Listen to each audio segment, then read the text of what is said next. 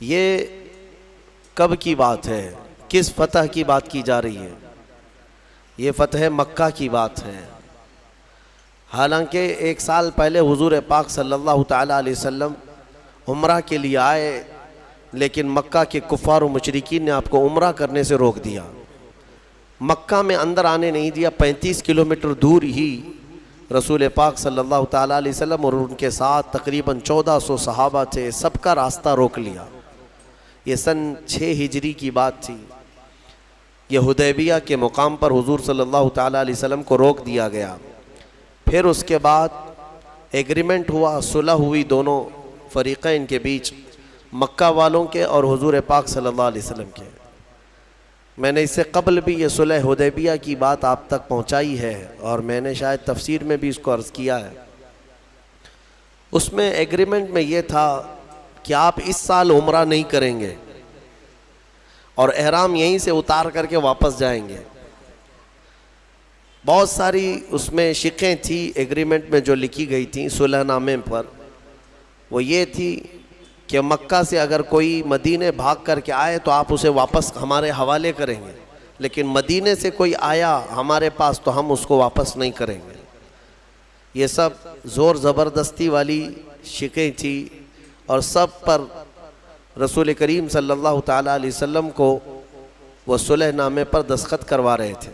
हो गई सुलह।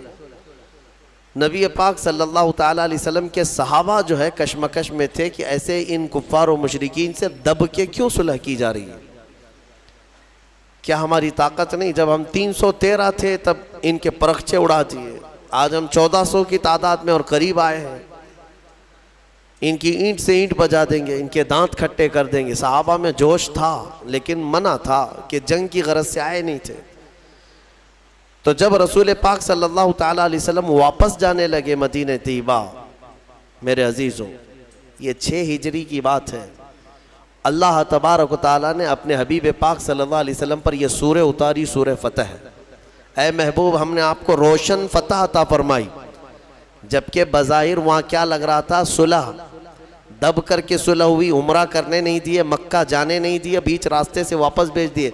और कुरान कह रहा है महबूब हमने आपको रोशन फतह अता की। ये कौन सी फतह है? वही 1 साल बाद होने वाली फतह की बशारत पहले ही मेरे रब ने रसूल को अता फरमाई थी। 1 साल नहीं गुजरा था, 7वीं हिजरी, फिर मेरे आका सल्लल्लाहु ताला अलैहि वसल्लम तशरीफ़ लाए। अल्लाह ताला ने इसी सूरे में फरमाया, लतदखुलुन्नल मस्जिदल हराम इंशाअल्लाहु आमिनीन मुहल्लिकीन रुऊसकुम व मुक़स्सिरीन ला तखाफून। अल्लाह फरमाता है ज़रूर ज़रूर ए हबीब, आप मस्जिद हरम में अमन व अमान के साथ दाखिल होंगे, आप ज़रूर दाखिल होंगे। हलक कराए हुए या कसर कराए हुए, बालों को मुंडाए हुए आप मस्जिद हरम में ज़रूर आएंगे और किसी बात का आपको खौफ नहीं रहेगा। ये पहले ही अल्लाह तबारक व तआला ने फरमाया।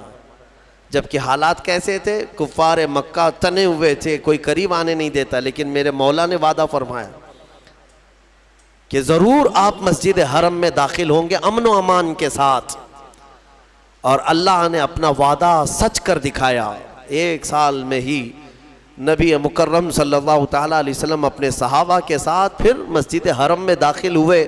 इस शान से आए कि न जंगो जिताल न कत्लो क़िताल, सिर्फ नबी अकरम सल्लल्लाहु ताला अलैहि वसल्लम की ही मक्का में धूम थी, बात चल रही थी और सहाबा उस दिन बड़ी खुशियों में थे।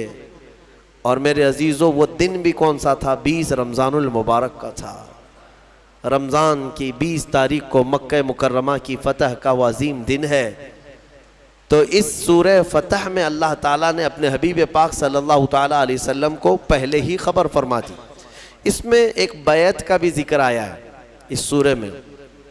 अल्लाह ताला फरमाता है, लक़द रज़ियल्लाहु अनिल मुअमिनीन इज़ युबायिऊनका तहत अश-शजरा। हुआ क्या था? एक दरख्त के नीचे हुजूर पाक सल्लल्लाहु अलैहि वसल्लम ने सारे सहाबा से बैत लिया। बैत, इतना लफ्ज़ तो आप समझते हैं, अपने पीरो मुर्शिद के हाथ में हाथ दे करके आप बैत करते हैं। ये गुनाहों से तौबा, और अहद करते हैं सीधे रास्ते पर चलने की। वो बैत कौन सी थी? नबी पाक सल्लल्लाहु ताला अलैहि वसल्लम ने सहाबा को जो जमा किया था वो किस बात पर हुआ? ये था कि हुदैबिया के मकाम पर जब हुजूर और सहाबा जमा थे तो मेरे आका सल्लल्लाहु अलैहि वसल्लम ने हज़रत उस्मान गनी को, उस्मान इब्न अफ़्फ़ान रज़ी अल्लाह ताला अन्हु, कासिद बनाकर मक्का भेजा, क्योंकि आप मक्का वालों में बड़े ही इज़्ज़तदार माने जाते, आप अशराफ में से थे, आपके साथ कोई बुरा करता नहीं।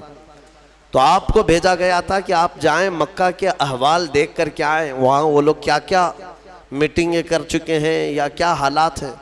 हज़रत उस्मान गनी भी एहराम की हालत में थे, हुजूर के साथ आए हैं मदीने से चलकर मक्का तक, हुदैबिया तक। हुजूर के हुक्म पर वो मक्का अकेले गए। जब मक्का में दाखिल हुए तो मक्का वालों ने आपको नहीं रोका। हज़रत उस्मान की अपनी एक इज़्ज़त थी, पूरे मक्का में आपका एक असर और रसूख भी था। आपको किसी ने कुछ नहीं किया।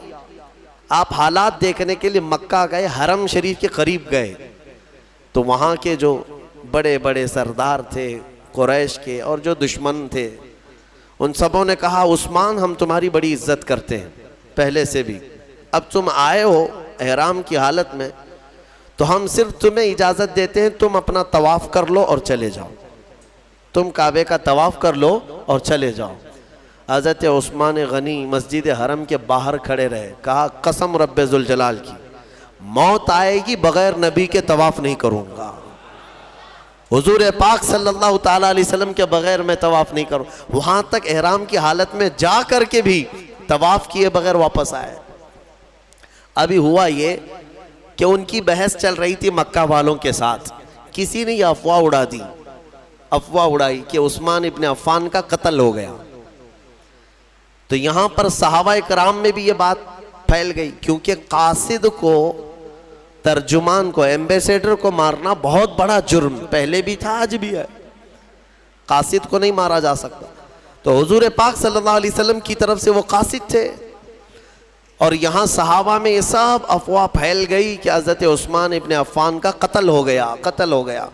सब जमा हो गए, अर्ज़ करने लगे या रसूल अल्लाह अब जंग तो ज़रूरी है, कासिद को उन्होंने मारा है। नबी पाक सल्लल्लाहु ताला अलैहि वसल्लम वो गैबदान नबी हर बात को जानते थे। अब सहाबा इकराम में ये जो सरासीमगी थी, बेचैनी थी, उसके बाद हुजूर पाक सल्लल्लाहु अलैहि वसल्लम ने सबको एक दरख्त के नीचे जमा किया। उसी दरख्त का जिक्र ये आज की सूरह में आया है। वो हुदैबिया के मकाम पर एक दरख्त था, उस दरख्त के नीचे सारे सहाबा को जमा किया और बैत लिया। बैत लिया किस बात पर? सारे सहाबा से इस बात पर अहद लिया, क्या तुम इस बात पर ईमान रखते हो कि अल्लाह के सिवा कोई माबूद नहीं और मोहम्मद सल्लल्लाहु अलैहि वसल्लम अल्लाह के आखिरी रसूल हैं, और तुम इस्लाम पर हमेशा डटे रहोगे, जमे रहोगे, चाहे जो भी मुसीबत आए। इन तमाम बातों पर सहाबा कराम ने वहाँ पर हुजूर के हाथ में हाथ देकर के बैत किया। वो पूरी बैत को बैअत रिजवान कहते हैं। बैअत रिजवान क्यों? रिजवान का मतलब होता है रजामंदी वाली चीज़, जिस चीज़ से राज़ी हो जाए उसको रिजवान। अब इस बैअत को बैअत रिजवान इसलिए कहते हैं कि कुरान में अल्लाह ने इस बैअत का जिक्र फरमाते हुए इरशाद फरमाता है, लक़द रज़ियल्लाहु अनिल मुअमिनीन इज़ युबायिऊनका तहत शजरा, तहकीक के अल्लाह उन मोमिनों से राज़ी हो गया जो दरख्त के नीचे आपके हाथ में बैत कर रहे थे। उन सहाबा से अल्लाह राज़ी है। तो बैत रिजवान में जितने सहाबा थे उनकी सनद आ गई कुरान में कि अल्लाह इनसे राज़ी है, अल्लाह इन सब से राज़ी। ये बैत रिजवान कहलाती। अब यहाँ पर एक बात और भी बता देता हूँ, हुजूर पाक सल्लल्लाहु ताला अलैहि वसल्लम ने सारे सहाबा से बैत तो लिया, उस्मान गनी नहीं थे वहाँ पर, वो मक्का में थे। अब यहाँ अफवाह तो उड़ी थी कि उस्मान इब्न अफ़्फ़ान का क्या हुआ है, कत्ल हो गया है, कत्ल हो गया।